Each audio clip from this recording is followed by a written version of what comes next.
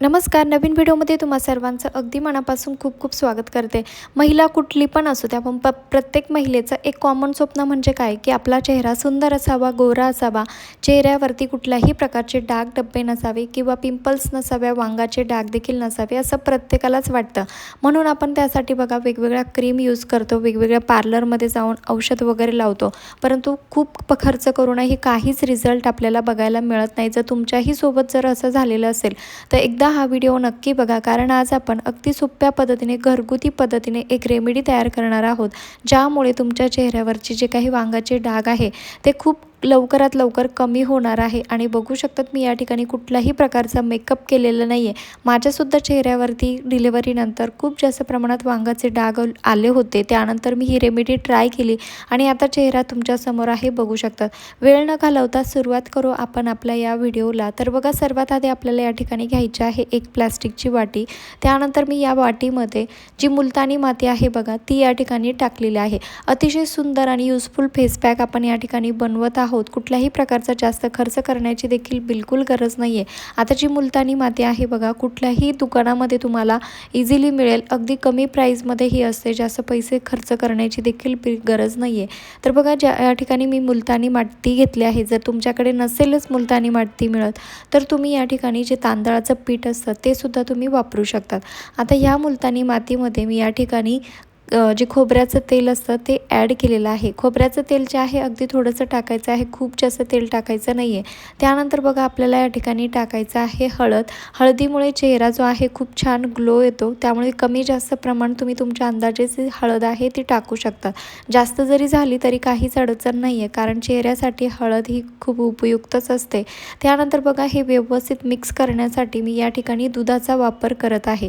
तुम्ही या ठिकाणी दूध नसेल तुमच्या चेहऱ्यावरला, जर दूध सूट होत नसेल तर तुम्ही या ठिकाणी पाण्याचा देखील वापर करू शकतात, पण शक्य झालं तर दुधाचाच वापर करा किंवा मग साय टाकली तरीही चालेल. दुधावरची जी साय आलेली असते ती सुद्धा तुम्ही यामध्ये टाकू शकतात, कारण साईमध्ये देखील असे काही घटक असतात ज्यामुळे आपला जो चेहरा आहे सॉफ्ट होतो, गोरा होतो, पिंपल्स रिमूव्ह होण्यास मदत होते, सोबतच ब्राईटसुद्धा चेहरा होतो आणि जे काही वांगाचे डाग असतात ते सुद्धा लाईट होण्यास मदत होते. तर बघा या ठिकाणी एकाच वेळेस आपल्याला हे दूध जे आहे जास्त टाकायचं नाही आहे, अगदी थोडं थोडं करून आपल्याला दूध यामध्ये टाकायचं आहे. पण त्या अगोदर तुम्ही चॅनलवरती नवीन असाल, अजून चॅनलला सबस्क्राईब केले नसेल तर प्लीज चॅनलला सबस्क्राईब देखील करून ठेवा, कारण मी तुमच्यासाठी रोज भरपूर असे नवनवीन युजफुल व्हिडिओ घेऊन येत असते आणि जे की तुमच्या फायद्याचेच असतात. तर बघा या ठिकाणी आता हे व्यवस्थित मी दूध टाकून व्यवस्थित याला मिक्स करून घेतलेलं आहे. म्हणजे खूप जास्त प्रमाणात याला घट्टही बनवायचं नाही आहे किंवा खूप जास्त पातळही बनवायचं नाही आहे. अशा हिशोबाने आपल्याला यामध्ये दूध ॲड करत जायचं आहे. तर बघू शकतात मी केव्हापासून अगदी थोडं थोडं दूध टाकत आहे. एकाच वेळेस जास्त दूध टाकायचं नाही आहे, नाही तर जी कन्सिस्टन्सी आहे या पॅकची ती बिघडते. म्हणजे खूप जास्त घट्ट व्हायला नको किंवा पातळही व्हायला नको, त्यामुळे अगदी हळूवारपणे आपल्याला यामध्ये दूध ॲड करायचं आहे. आता दूध कुठलं घ्यायचं तर वार्म, म्हणजे जे कमी कच्चं दूध असतं बघा, गार थंडवालं, जे की आपण गरम केलेलं नसतं ते वालं दूध आपल्याला या ठिकाणी घ्यायचं आहे. तर बघा अशा पद्धतीने जो फेस पॅक आहे तो या ठिकाणी आता बनलेला आहे. यामध्ये अजून काही गोष्टी आपल्याला पुढे करायच्या आहे, त्या पण पुढे मी सांगणारच आहे. पण तुम्ही ही बघू शकता अशा पद्धतीचा जो पॅक आहे तो आपल्याला करायचा आहे. पण त्या अगोदर तुम्ही हा माझा व्हिडिओ कुठल्या गावातून किंवा शहरातून बघत आहात ते देखील मला एका छोट्याशा कमेंटमध्ये नक्की कळवा, जेणेकरून मला कळेल की माझा व्हिडिओ कुठकुठे पोहोचला ते, आणि त्यानंतर आपली छान सुंदर गोड अशी ओळख देखील होईल आणि मला तुमचे आभार मानण्याची संधी देखील मिळेल. तर बघा आता हा जो पॅक आहे तो या ठिकाणी तयार झालेला आहे, पण नुसतं एवढा पॅक लावून आपलं काहीच होणार नाही आहे. तर त्यासाठी आपल्याला अजून काही गोष्टी करायच्या आहे. अजून एक छोटीशी क्लिन्झर जे आहे आपल्याला बनवायचं आहे, जेणेकरून आपल्या चेहऱ्यावरती जी काही डस्ट असते, आता सध्या उन्हाळा चालू आहे तर टॅनिंग खूप जास्त प्रमाणात येते, तर टॅनिंगसुद्धा रिमूव्ह करण्यासाठी आपल्याला एक या ठिकाणी क्लिन्झर म्हणून जे आहे ते बनवायचं आहे. क्लीनअप करण्याचं काम जे करतं, आपण पार्लरमध्ये जाऊन भरपूर पैसे खर्च करतो, त्याऐवजी तुम्ही हा जो पॅक आहे तो घरी एकदा नक्की यूज करून बघा. तर बघा मी या ठिकाणी दूध घेतलं होतं, अगदी थोडंसं दूध घ्यायचं आहे, त्यामध्ये आपल्याला हळद ॲड करायची आहे. हळद तुम्ही तुमच्या अंदाजे टाकू शकतात, जास्त झाली तरी काहीच अडचण नाही आहे, कारण हळदीमुळे आपल्या चेहऱ्याला कुठल्याही प्रकारचे साईड इफेक्ट होत नाहीत. आता बघा या ठिकाणी हे 2 जे वाट्यांमध्ये मी बनवलेलं आहे.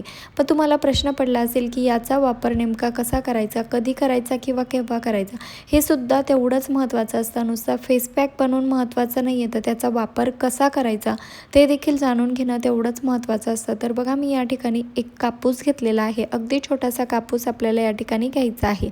आता याला ॲप्लाय करण्यासाठी आपल्याला या ठिकाणी कापसाची मदत हवी आहे, कारण हे पातळ असल्यामुळे चेहऱ्यावरती इकडे तिकडे आपल्याला हाताने व्यवस्थित लावता येणार नाही. त्यामुळे बघा मी या ठिकाणी कापूस घेतलेला आहे.